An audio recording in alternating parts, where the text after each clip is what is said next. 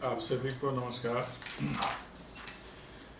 इंदिरा गांधी राष्ट्रीय जनजातीय विश्वविद्यालय अमरकंटक में कला संकाय की ओर से मनोविज्ञान विभाग द्वारा आयोजित individual and organisational strategies to deal with stress issues during corona phase विषयक वेबिनार में मुख्य अतिथि के रूप में उपस्थित हमारे अनन्य मित्र और मनोविज्ञान के क्षेत्र में अंतर्राष्ट्रीय स्तर के ख्यातिलब्ध विद्वान professor Anand Prakash Tripathi ji, professor AP Singh ji, professor Abhay Kumar Srivastava ji, professor Meena Hariharan जी, professor Surendra Kumar Siya ji, professor baby सारी जी, प्रोफेसर मनीषा अग्रवाल जी, डॉक्टर संदीप कुमार जी, डॉक्टर निधि सिंह जी, कला संकाय के अधिष्ठाता प्रोफेसर राकेश सिंह जी और इस आयोजन के मूल में सक्रिय और संचालन कर रहे डॉक्टर ललित कुमार मिश्र जी। आज पूरी दुनिया कोरोना नामक महामारी से संत्रस्त है और ऐसे में कोरोना जनित स्थितियों पर बहुत गंभीर चिंतन हो रहा है और यह स्थितियां जब व्यक्ति, समाज और व्यवस्था को प्रभावित करती हैं तो उसकी गंभीरता का सहज अनुमान लगाया जा सकता है। आज एक अदृश्य वायरस ने दुनिया में सर्वत्र एक जैसी स्थिति उत्पन्न कर दी है, चाहे अतिशय शक्तिशाली या समृद्ध राष्ट्र हों या शक्ति के शिखर की ओर उन्मुख और समृद्धि से परिपूर्ण हो रहे अन्य राष्ट्र हों, विकास की धारा में तेजी से आगे बढ़ रहे राष्ट्र हों, जो भी हों, सभी आज एक स्थिति में हैं और सब जगह एक जैसी समस्या है कि इस अदृश्य वायरस के चलते जो स्थितियां, परिस्थितियां उत्पन्न हो रही हैं उसका कैसे निराकरण किया जाए। इस वायरस ने दुनिया में जितने प्रकार की गतिविधियां हैं सब पर एक तरह से विराम की स्थिति लगा दी है। आर्थिक क्षेत्र में, वैज्ञानिक क्षेत्र में अथवा सामाजिक क्षेत्र में उथल पुथल की स्थिति है। कोई भी राष्ट्र आज यह कहने की स्थिति में नहीं है कि इस समस्या का पूर्ण समाधान उसके पास है। कारण कि अदृश्य है, इसका कोई अभी वैज्ञानिक निदान निकला नहीं। जो परंपरागत उपाय हैं वे आजमाए जा रहे हैं और अपनाए जा रहे हैं। एक अदृश्य साधन है इंटरनेट, जिसके माध्यम से हम सभी संवाद कर रहे हैं, एक दूसरे के पास आ रहे हैं, विमर्श कर रहे हैं, जिसकी आज बहुत अधिक आवश्यकता है।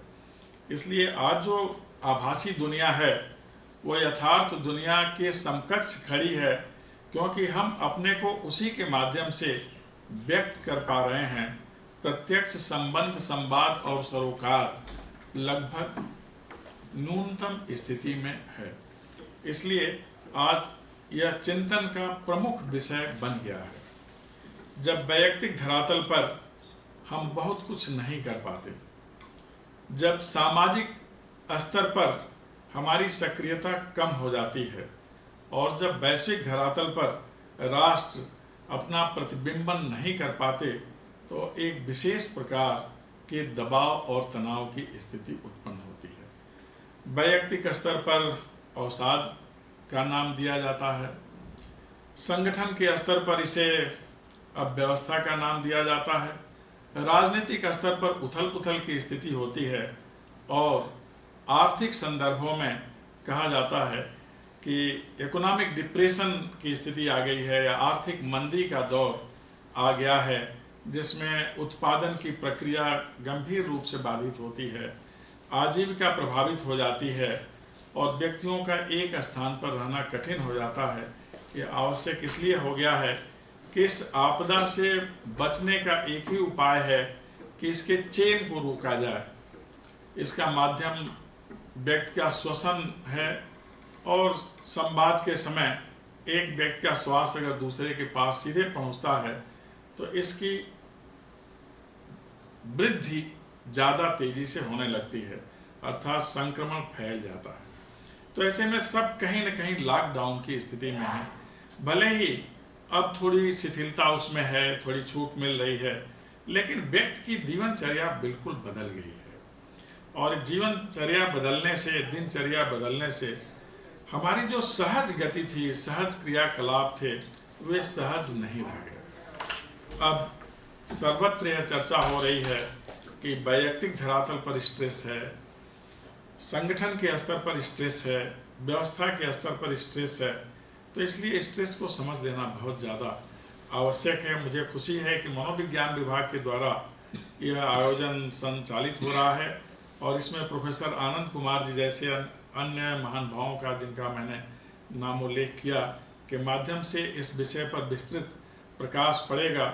और विशेषज्ञ तो विशेषज्ञ, इस विषय में रुचि रखने वाले तो विशेष रूप से जन सामान्य भी इस संवाद और विमर्श से बहुत ज़्यादा लाभान्वित होगा।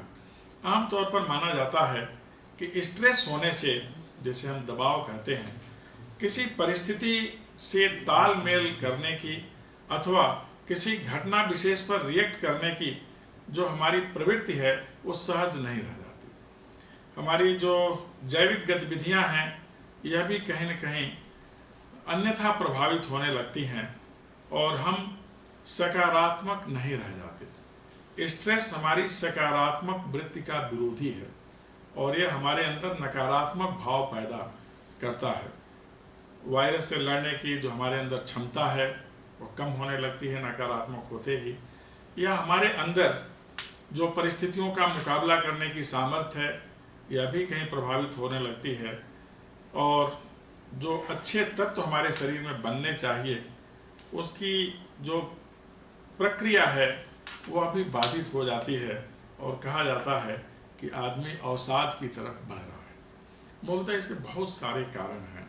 सबसे बड़ा कारण तो मनोवैज्ञानिक कारण है, आर्थिक कारण है, सामाजिक कारण भी है, व्यवस्थागत कारण है, राजनीतिक कारण है, पर्यावरणीय कारण है, अनेक कारण होते हैं इसके। लेकिन जो सहज कारण होते हैं जिससे व्यक्ति आमतौर पर दबाव में आ जाता है, तनाव में आ जाता है, उसके 3 तो मान्य कारण हैं। हमारा कहीं विशेष लगाव हो और हम अपने मन की नहीं कर पा रहे, या जिससे अपेक्षा है वो हमारे अनुकूल नहीं हो रहा, तो लगाव के चलते भी स्ट्रेस होता है। कोई दबाव हमारे ऊपर आ जाए तो इससे भी स्ट्रेस हो जाता है, या किसी का विशेष प्रभाव हमारे ऊपर पड़ने लगे तो स्ट्रेस हो जाता है। हम अपने अनुकूल आचरण नहीं कर पाते, हमारी सहज वृत्तियां विकसित नहीं हो पाती। लेकिन आज के संदर्भों में 3 और भी प्रमुख कारण हैं। अभाव, आप सभी देख रहे होंगे, उत्पादन ठप होने से, औद्योगिक व्यवस्था रुक जाने से जो कामगार लोग हैं अथवा उस व्यवस्था के संचालक सभी अपनी अपनी आजीविका को कहीं किनारे रखने की व्यवस्था में हैं। तो एक विशेष किस्म का अभाव हो गया, हम आजीविका का साधन छोड़ दे रहे हैं, हमारा स्थान छूट जा रहा है। और वे बहुत लोग जो अन्यथा बहुत ज़्यादा संपन्न हैं, उनके पास जो अतिशय सुविधाएं हैं होते हुए भी उसका अभाव उनके पास है। यह अभाव एक तनाव का कारण हो रहा है। दूसरा, आजकल जो सबसे ज़्यादा महत्वपूर्ण है वह है अलगाव। हम जिस स्थान पर रहते हैं वहीं अलग थलग पड़ गए हैं। 1 मीटर की दूरी रखनी है, 2 गज की दूरी रखनी है, सोशल डिस्टेंसिंग है, फिजिकल डिस्टेंसिंग है, लॉकडाउन है, आवागमन अवरुद्ध है। तो ऐसे लगता है कि हम कहीं अलग थलग पड़ते जा रहे हैं। हम समाज में रहकर भी समाज के नहीं रह गए हैं, व्यवस्था का होकर भी व्यवस्था के नहीं रह गए हैं, और संगठन के लिए समर्पित होकर भी संगठन के लिए कुछ नहीं कर पा रहे। तो एक विशेष किस्म का अलगाव है। और जो विभिन्न स्थानों पर, उद्योगों में, व्यावसायिक प्रतिष्ठानों में काम करने वाले लोग हैं, इस आपदा के चलते अब वह अपने मूल स्थान की ओर वापस हो रहे हैं।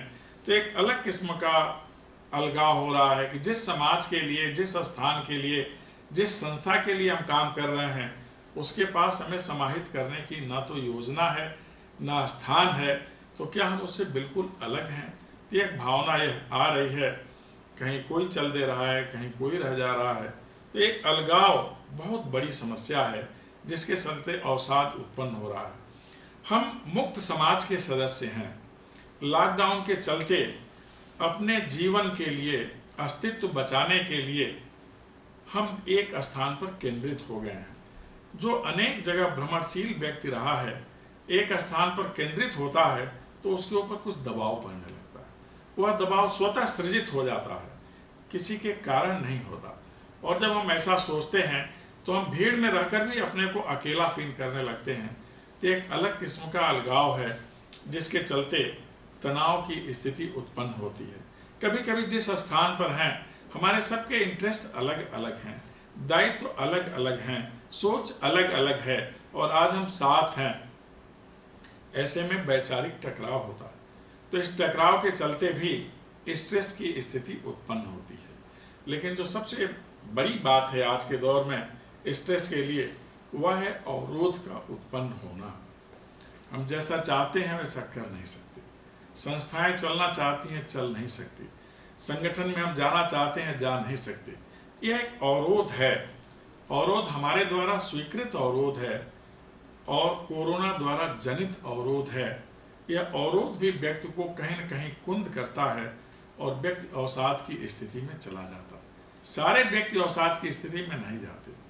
कुछ लोग जो बहुत ज़्यादा ऐसी स्थितियों पर विचार करने लगते हैं कि अब आगे क्या होगा, हमारा क्या होगा, हमसे जुड़े हुए लोगों का क्या होगा, जो क्या होगा का भाव रखते हैं। और मनुष्य का जो मूल भाव है, आशा रखने का भाव, उसको तिरोहित कर देते हैं। और आशा का स्थान जब निराशा और हताशा द्वारा ले लिया जाता है तो वैयक्तिक स्तर पर व्यक्ति अवसाद की तरफ बढ़ता है। संगठन तब अवसाद की स्थिति में आ जाते हैं जब वहाँ अव्यवस्था उत्पन्न हो जाती है। संगठन में सक्रिय लोगों के बीच संवाद रुक जाता है, सहयोग बंद हो जाता है और संशय बढ़ जाता है।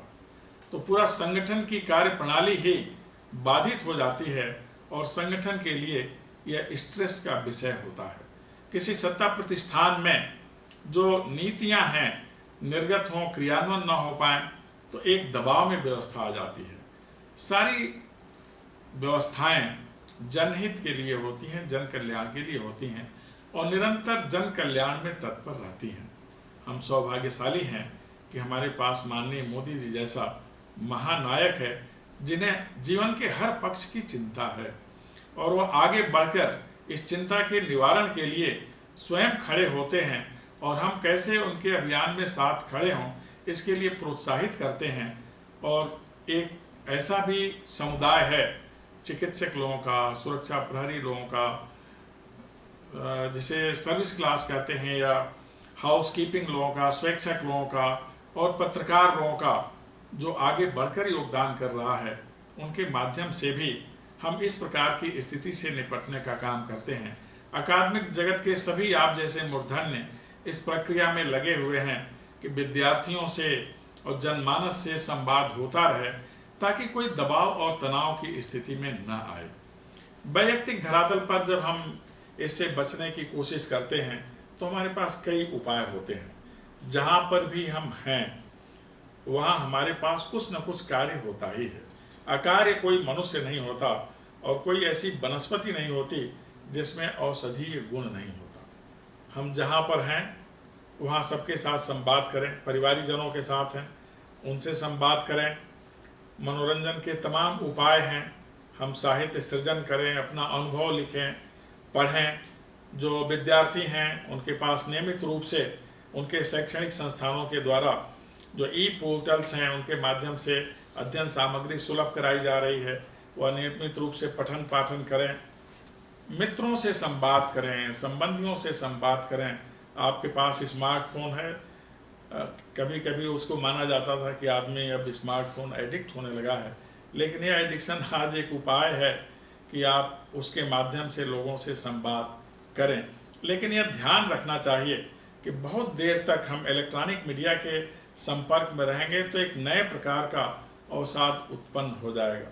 तो उसका भी एक सीमित समय में ही हम उपयोग करें। हम खेलें कूदें, बाहर नहीं निकल के खेल सकते, आप जिस कमरे में हैं वहीं अपना कॉपी किताब लेकर के पढ़िए, कहानियाँ पढ़िए, तो इससे भी एक दबाव कम होता है। जिनकी रुचियाँ विविध प्रकार की हैं, कुछ चित्रकारी कर सकते हैं, कुछ बैठे बैठे कलाकारी कर सकते हैं, कुछ लोग भोजन भी बनाते हैं, तो इसमें मिलजुल कर अपना समय व्यतीत करना सार्थक संदर्भों में अवसाद से निपटने का वैयक्तिक धरातल पर सबसे अच्छा उपाय होता है। हम देशज आहार लें, क्योंकि बाहर निकलना और बाहर का आहार लेना, यह दोनों आज की स्थिति में बहुत निष्कंटक नहीं है। इसलिए आप देशज आहार लें, जो भी आपके परिवेश में उत्पन्न होता है आप उससे संतोष करें। हमारी जीवन शैली बदली है। जो बहुत ज़्यादा सुविधा भोगी थे उनकी सुविधाएं कम हुई हैं, लेकिन उन्हें पता चल गया है कि कम सुविधाओं में भी कैसे रहा जा सकता है। तो थोड़ा अपना विचार बदलना है, संतोष का भाव रखना है, इससे भी काम बनता है। और हमारे जो मनोवैज्ञानिक हैं, मनोचिकित्सक हैं, मनोविज्ञान विभाग के दक्ष लोग हैं, आचार्य हैं, इनके द्वारा भी काउंसलिंग होती है कि सब कुछ होते हुए भी अगर आपको अकेलापन लगता है, जो अवसाद का बहुत बड़ा कारण है, आपको अपना भविष्य बहुत अच्छा नहीं दिखता है, जो अवसाद का बहुत बड़ा कारण है, आप किसी व्याधि से ग्रस्त हैं, आपको डॉक्टर के पास जाने का समय नहीं मिलता या सामर्थ्य नहीं हो पाती, अभी एक अवसाद का बहुत बड़ा कारण है, तो आपके काउंसलर्स हैं जो मनोविज्ञान से संबंधित हैं, आचार्य हैं, शिक्षक हैं, डॉक्टर हैं, तो आप उनका सहयोग लें। तो इस तरह से वैयक्तिक धरातल पर तो आप अवसाद से मुक्त हो सकते हैं। हमेशा सकारात्मक भाव रखना चाहिए, कभी नकारात्मक भाव नहीं रखना चाहिए। यह अवसाद से मुक्ति का सबसे बड़ा उपाय है। और अपने पर भरोसा रखना चाहिए। जब हमारा आत्मविश्वास डिगता है तो हम कहीं न कहीं परेशान होते हैं। आप अपने पर भरोसा रखें, समाज पर भरोसा रखें, परिवार पर भरोसा रखें और व्यवस्था पर भरोसा रखें, सर्वोपरि अपनी सामर्थ्य पर भरोसा रखें, तो आप बहुत कुछ कर सकते हैं। जहाँ तक संगठन की बात है, संगठनों की कार्य प्रणाली प्रभावित हुई है। उसमें जो कार्य करने वाले लोग हैं पूरी संख्या में अभी अपना योगदान नहीं कर पा रहे हैं। जो व्यवस्था के संचालक हैं उनके लिए यह चिंता का विषय है कि संगठन अपनी गतिविधि कैसे पुनः प्राप्त करे। जो उसमें लगे हुए लोग हैं उनके लिए चिंता का विषय है कि जिस संस्था से हम संबद्ध हैं उसके लिए हम कैसे योगदान कर सकें। इसका अवसर भी मिलना है। हम आज घर में बैठकर ही अपना बहुत सारा कार्य कर रहे हैं। आने वाले दिनों में हम प्रत्यक्ष हमारी उपस्थिति होगी, इसलिए संगठन को भी बहुत चिंतित होने की जरूरत नहीं है। आवश्यक सिर्फ इतना है कि हम संवाद करते रहें, हम प्रोत्साहित करते रहें और लोगों की व्यवस्था कैसे पूरी हो, आवश्यकता कैसे पूरी हो, इस पर हम संरक्षक के रूप में विचार करते रहें तो किसी भी संगठन की गति बहुत ज़्यादा प्रभावित नहीं होगी। नियमन होना चाहिए कायदे से, नीतियों का क्रियान्वयन होना चाहिए कायदे से, और इसके लिए संप्रेषणीयता होनी चाहिए, जो संगठन का सबसे बड़ा धर्म है कि आपके साथ जितने लोग हैं उनके साथ आपका संवाद होता रहे, तो कोई संगठन बहुत ज़्यादा दबाव में नहीं आएगा। जहाँ तक आर्थिक स्थितियों का प्रश्न है, तो अब पुनः हम अपने मूल स्थान पर ध्यान केंद्रित कर रहे हैं। कृषि के क्षेत्र में अब एक नई सोच विकसित हुई है। कृषि जिसमें हम उगाने का काम करते हैं, जिसमें बहुत कुछ स्वतः उग जाता है, जिसमें प्रकृति हमारा सहयोग करती है, जिसमें हमारी मेधा, हमारा श्रम हमारा सहयोग करता है, तो बहुत कुछ कृषि से अब हमें मिलने वाला है। उद्योग में हम पैदा करते हैं, पृथ्वी से हम उगाते हैं, तो जहाँ उत्पादन हो रहा है उसकी प्रक्रिया बाधित हुई है, लेकिन आने वाले दिनों में हम पुनः उत्पादन की प्रक्रिया को तेज करने की स्थिति में होंगे। जो औद्योगिक आस्थान हैं पुनः गति पकड़ेंगे। मूल भाव है कि जो एक देश के नागरिक हैं उनका जीवन कैसे सुरक्षित हो। इसलिए अब तक तो तमाम प्रकार की सुविधाओं पर हम लोग चर्चा करते रहे हैं, लेकिन अब शिक्षा के साथ ही साथ चिकित्सा पर भी बहुत ज़्यादा बल देने की आवश्यकता है।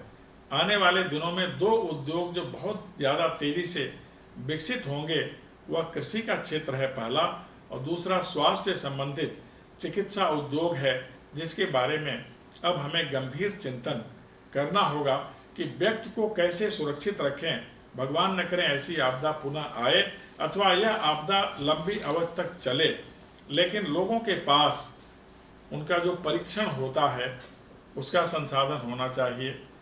अस्वस्थता की स्थिति में है तो रोग का निदान होना चाहिए, और इस तरह से जो भेषज उद्योग है इसमें बहुत ज़्यादा आने वाले दिनों में निवेश होगा। साथ ही साथ हमें प्रकृति से तादात्म्य करने की ज़रूरत है। विकास हमने बहुत किया, गत 10 वर्षों से सस्टेनेबल डेवलपमेंट पर बहुत ज़्यादा बल दिया जा रहा है। संपोषणीय विकास यह तभी होगा जब प्रकृति के साथ हमारा पुरुषार्थ इस प्रकार का हो कि हम प्रकृति को क्षरण से बचाएं, और आने वाली पीढ़ी के लिए भी प्रकृति ने जो मूल रूप से दिया है, वनोपज, वनौषधि और सरिताएं, इनको हम सुरक्षित रखकर आगे ले जाएं तो हमारे आने वाली पीढ़ी के लिए भी बहुत कुछ अच्छा होगा। मुझे पूरा विश्वास है कि आप सबका विमर्श इस विषय को समृद्ध करेगा, और अगर कहीं कोई दबाव या तनाव में है तो उसके दबाव और तनाव को उन्मूलित करने में आपका विमर्श सहयोग करेगा। आप सब यहाँ सम्मिलित हुए, आप सबको बहुत बहुत धन्यवाद। यह संगोष्ठी सार्थक हो इसके लिए मेरी शुभकामनाएं। और विशेष करके आज मैं आनंद प्रकाश जी को भी सुनने की स्थिति में रहूँगा। बहुत दिन हो गया है उनसे मिले हुए, तो मेरे लिए विशेष खुशी की बात होगी। मनोविज्ञान विभाग को और कला संकाय विभाग को विशेष साधुवाद कि एक गंभीर विषय पर उन्होंने वेबिनार का आयोजन किया है। आप सभी को बहुत बहुत धन्यवाद।